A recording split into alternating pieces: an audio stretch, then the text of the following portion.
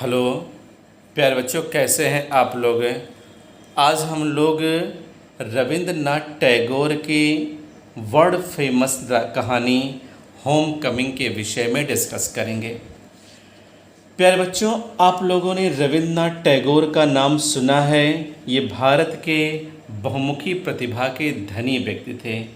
ये कहानीकार थे, ये कवि थे, ये उपन्यास भी लिखा करते थे और इन्होंने दो दो देशों का राष्ट्रगान लिखा।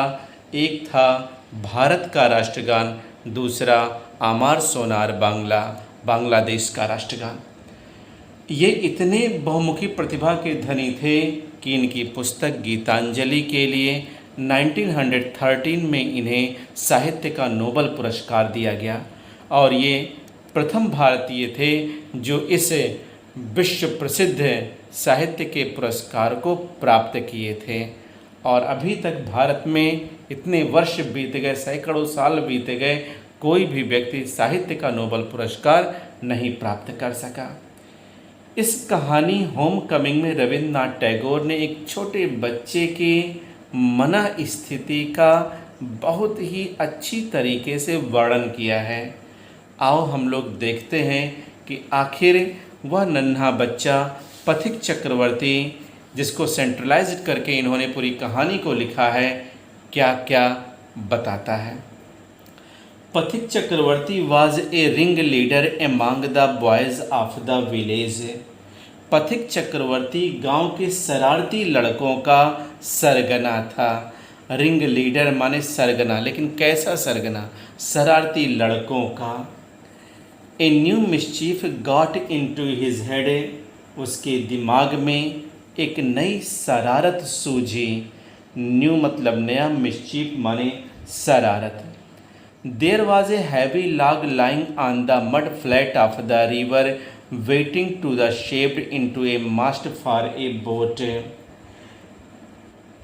वहाँ पर गीली मिट्टी में नदी के किनारे एक भारी लट्ठा पड़ा हुआ था जिसे नाव का मस्तूल बनाया जाना था। मास्ट फॉर ए बोट मतलब क्या हुआ? नाव के लिए एक मस्तूल। ही डिसाइडेड, उसने निश्चय किया कि they should all work together to shift the log by main force from its place and roll it away. उसने सोचा कि वे सभी लड़कों के साथ मिलकर उस लट्ठे को हिलाकर दूर धकेल दें। The owner of the log, लट्ठे का जो ओनर है, ओनर माने मालिक, लट्ठे का मालिक would be angry and surprised, क्रोधित होगा, आश्चर्यचकित होगा। एंग्री माने क्रोधित होना, सरप्राइज्ड माने आश्चर्यचकित होना। And they would all enjoy the fun, और इस प्रकार सारे लड़के मज़ा करेंगे या लड़कों को मज़ा आएगा। एवरीवन सेकेंडेड द प्रपोजल, प्रत्येक व्यक्ति ने इस प्रस्ताव को स्वीकार कर लिया। And it was carried unanimously, और सर्वसम्मति से इस तरकीब पर कॉन्सेंट दे दिए। इस तरकीब को इन लोगों ने स्वीकृति प्रदान कर दी।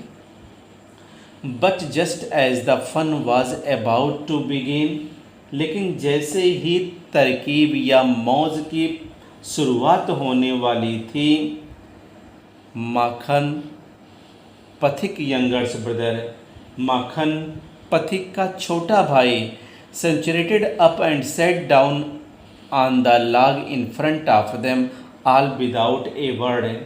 उसी समय पथिक का छोटा भाई माखन घूमता हुआ वहां आ पहुंचा और बिना कुछ कहे उन सभी लोगों के सामने लट्ठे पर बैठ गया। किसी से कुछ नहीं बोला, आया लॉग के फ्रंट पोजीशन पर बैठ गया। The boys were puzzled for a moment, सब लड़के एक पल के लिए परेशान हो गए। He was pushed rather timidly, डरते हुए उनमें से एक लड़के ने, यहाँ देखो दिया, by one of the boy and told to get up but he remained quite unconcerned. डरते हुए उन लड़कों में से एक लड़के ने उसे धक्का दिया और वहाँ से खड़े हो जाने को कहा, लेकिन इस बात से उस पर कोई फर्क नहीं पड़ा। ही appeared like a young philosopher। वह एक युवा दार्शनिक के समान प्रतीत हुआ। Meditating on the futility of the game, अर्थात कहने का मतलब क्या हुआ, ऐसा लग रहा था मानो वह ध्यान मग्न हो और खेलों की जो असरता था उस पर विचार मग्न हो, कोई मतलब ही जैसे नहीं था। पथिक वाज फ्यूरियस, पथिक गुस्से में आया। माखन ही क्राइड, वह चिल्लाया, Makhan if you don't get down this minute I will thrash you. अगर तुम इसी पल नहीं उतरे तो मैं तुम्हें कुचल दूंगा, लेकिन यहाँ ट्रैश का मतलब मैं तुम्हें पीट डालूंगा। Makhan only move to a more comfortably position. अब पथिक जो था वह और भी कंफर्टेबल थोड़ा सा हिला और अन्य की तुलना में पहले जैसा बैठा हुआ था, अब की बार और ही आरामदायक मुद्रा में बैठ गया। नाउ इफ पथिक was to keep his regal dignity before the public, it was clear he ought to carry out his threat. But his courage failed him at the crisis. His fertile brain, however, replied seized upon a new manoeuvres which would discomfit his brother and afford his followers an added amusement. He gave the word of command to roll the log and Makhan over together. Makhan heard the order and made it a point of honor to stick on, but he overlooked the fact, like those who attempt earthly fame in other matters, that there was peril in it. The boys began to have at the log with all their might, calling out 1, 2, 3, go. At the word go, the log went, and with it went Makhan's philosophy, glory and all. अब यहाँ तक देखा जाए बच्चों की क्या है। अब पथिक के सामने अपनी जो रीगल डिग्निटी थी, जो शाही शान थी, वो बरकरार रखनी थी, क्योंकि वह शरारती बच्चों का सरदार था और उसने अभी अभी डायलॉग मारा कि माखन हट जा, और अगर तू नहीं हटा तो मैं तुझे कूट दूंगा। तो अब तो उसे अपने शाही शान को बरकरार रखना ही था।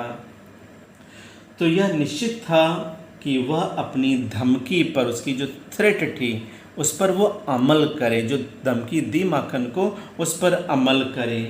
लेकिन यहाँ उसकी हिम्मत जवाब देने लगी, यानी इस संकट में उसकी जो हिम्मत थी, साहस थी, वह जवाब देने लगी। लेकिन उसका जो शातिर दिमाग था, फर्टाइल ब्रेन, उसका जो शातिर दिमाग था, उसने एक नई चाल बैठाई। यहाँ पर देखो दिया मैनोएवर।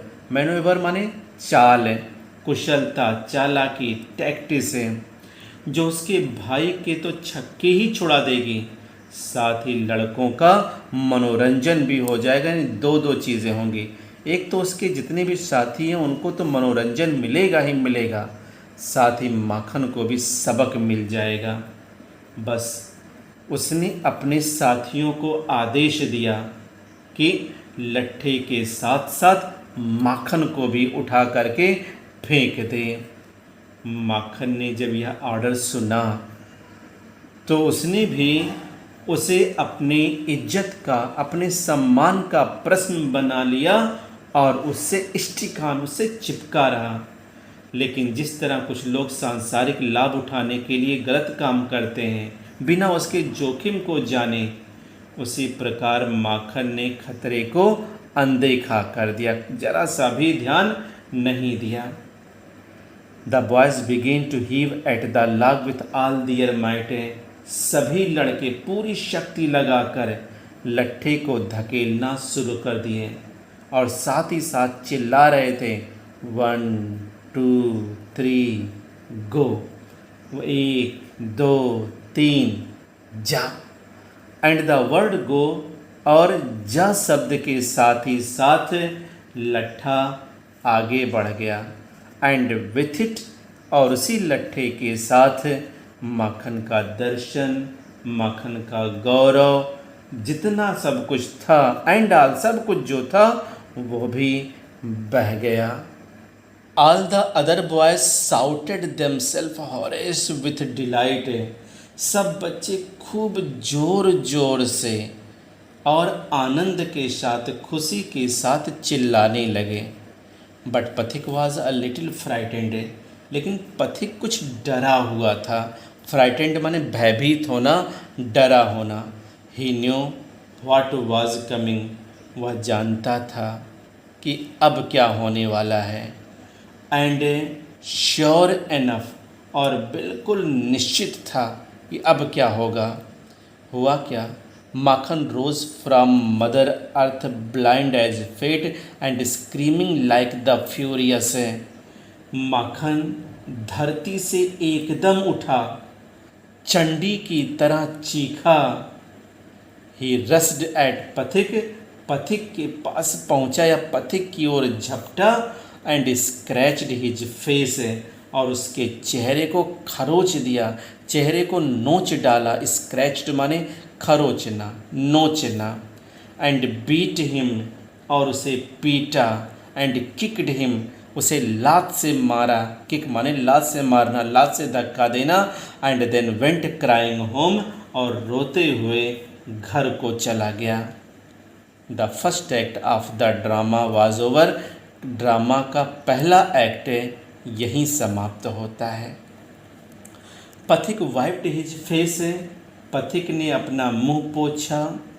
And sat down on the edge of sunken barge on the river bank, और एक बड़े आकार की बजरा नाव के कोने पर बैठ गया। And began to chew a piece of grass, और घास का एक टुकड़ा चबाने लगा। च्यू माने चबाना, वाइप्ड माने पोंछना, एज माने किनारा, शंकन माने डूबी हुई, बर्ज माने स्मॉल बोट, छोटी सी नाव।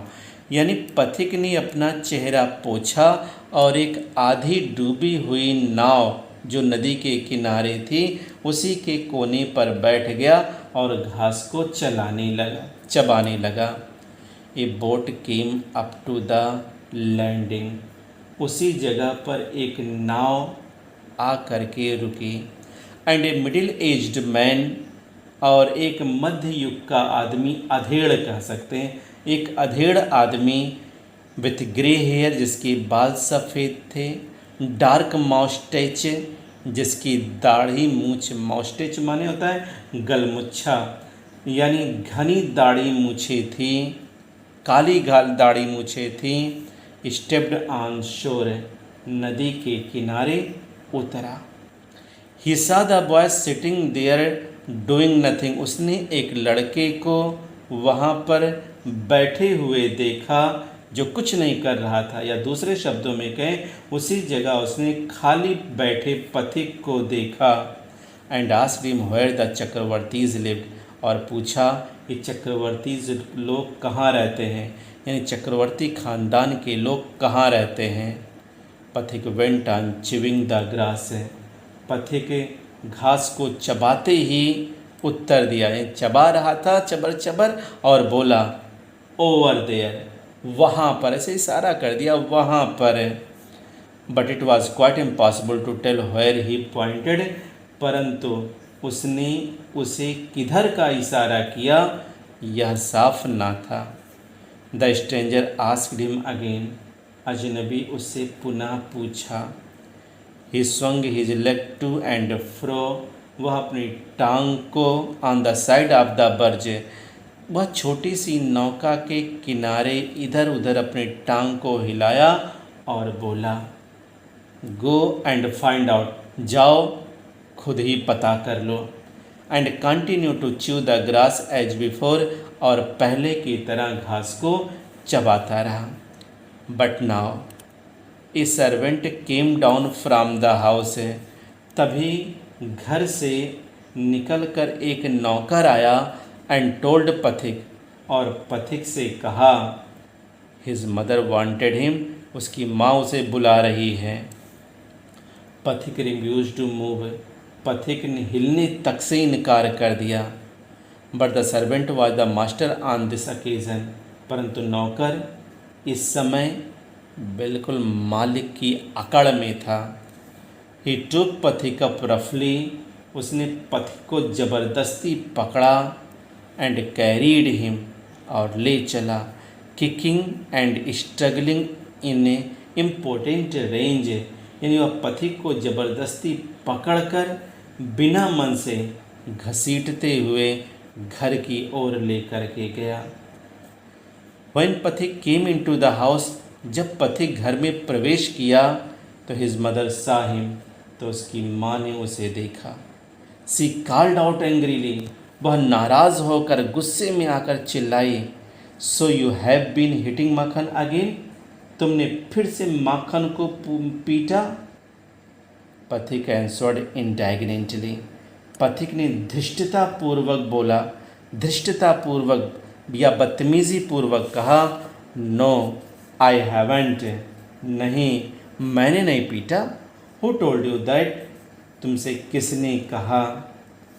हिज मदर साउटेड, उसकी माँ चिल्लाई, don't tell lies, you have, झूठ मत बोल, तुमने ही ऐसा किया है। पथिक सेड सडनली, अचानक पथिक बोला, आई टेल यू, मैं आपसे कह रहा हूँ, मैं तुमसे बता रहा हूँ, आई हैवेंट, मैंने ऐसा नहीं किया। यू आस्क माखन, तुम माखन से ही पूछ लो। But Makhan thought it best to stick to his previous statement, अब माखन ने अपनी बात पर ही टिके रहने को बेहतर समझा। जो प्रीवियस स्टेटमेंट दे चुका था कि इसी ने मुझे मारा है, उसी पर ठहरे रहना उसने उचित समझा। हुआ बोला, yes mother, Pathik did hit me, हाँ माँ, पथिक ने ही मुझे पीटा है। Pathik's patience was already exhausted, he could not hear this injustice, he rushed at Makhan and hammered him with blow, take that, he cried, and that for telling lies. Pathik पहले से ही गुस्से में था। अब वह इस अन्याय को सहन नहीं कर पा रहा था कि यह जो इनजस्टिस हो रहा है वह उसे बर्दाश्त नहीं कर पाया। वह माखन पर झपटा और घूंसों से पीटने लगा। बोला, यह ले, और चिल्लाया, वह ले, एक घूंसा, दो घूंसा। फॉर टेलिंग लाइज, झूठ बोलने का इनाम भी ले, और खूब लतवन मुकवन मारने लगा। हिज मदर टूक माखन साइड इन ए मोमेंट, उसी पल माखन की माँ उसे किनारे लेकर गई। पुल्ड पथिक अवे, पथिक को भी उसने खींच करके अलग की। Beating him with her hands, और अपने हाथों से उसे पीटने लगी, थप्पड़ मारने लगे। वैन पथिक पुश्ड हर असाइड, अब पथिक ने खुद को उससे छुड़ाया। शी शाउटेड आउट, तो वह जोर से चिल्ला करके बोली, व्हाट यू लिटिल विलेन, अरे छोटे दुष्ट, would you hit your own mother, तो अपनी माँ को भी मारेगा। It was just at the critical juncture that the grey heard stranger arrived. He asked what the matter was. पथिक लुक्ड शीप्ड एंड अशेम्ड। बिल्कुल उसी पल वह सफ़ेद बालों वाला अजनबी, जो अभी कुछ समय पहले नाव पर बैठे हुए पथिक से चक्रवर्ती परिवार वालों का पता पूछ रहा था, वह अजनबी वहाँ आया और उसने पूछा, क्या चल रहा है। पथिक तो डर सा गया, पथिक सहम सा गया।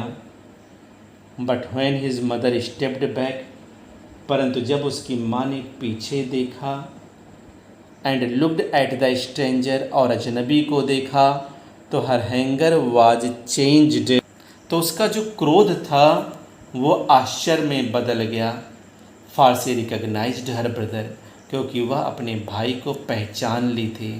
एंड क्राइड, और चिल्लाई, वाई दादा, अरे दादा, where have you come from, आप कहाँ से आ गए। ऐसी सेड दीज वर्ड, और जैसे ही उसने इन शब्दों को कहा, सी बोट टू द ग्राउंड, वह जमीन पर झुकी, एंड टच्ड हिज फीट, और उसके पाँव छुई। किसके? वह जो अजनबी अभी अभी आया था। Her brother had gone away soon after she had married, उसके विवाह के बाद ही, यानी उसकी शादी के तुरंत बाद ही उसका भाई बाहर चला गया था। And he had started business in Bombay, और बम्बई में वह अपना व्यापार प्रारंभ किया था। His sister had last her husband, Bombay में रहने के दौरान ही उसकी बहन के पति का निधन हो गया। Bishambhar had now come back to Calcutta, Bishambhar अब कलकत्ता में आया था। And had at once made inquiry about his sister, और आते ही अपनी बहन के बारे में पूछताछ की। He had then hasted to see her as soon as he found out where she was, और जैसे ही बहन का पता चला कि बहन कहाँ पे है, वह तुरंत अपनी बहन से मिलने के लिए चल दिया। The next few days were full of rejoicing. The brother asked after the education of the two boys. He was told by his sister that Pathik was perpetual nuisance. He was lazy, disobedient, and wild. But Makhan was as good as gold, as quiet as a lamb, and very fond of reading. Bisambhar kindly offered to take Pathik off his sister's hand and educate him with his own children in Calcutta. The widowed mother readily agreed. When his uncle asked Pathik if he would like to go to Calcutta with him, he joined in no bounds, and he said, "Oh yes, uncle," in a way that made it quite clear that he meant it. अब चलो ज़रा समझ लो इसको, पूरे para को। अगला जो कुछ दिन था वो बहुत ही खुशी से गुजरे, आनंद से भरे हुए थे।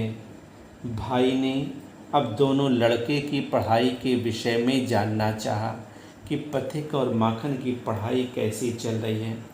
तो बहन ने दोनों के विषय में बताना शुरू किया। बहन ने कहा, पथिक पूरी तरीके से शरारती, परपेचुअल न्यूसेंस, हमेशा शरारत किया करता है।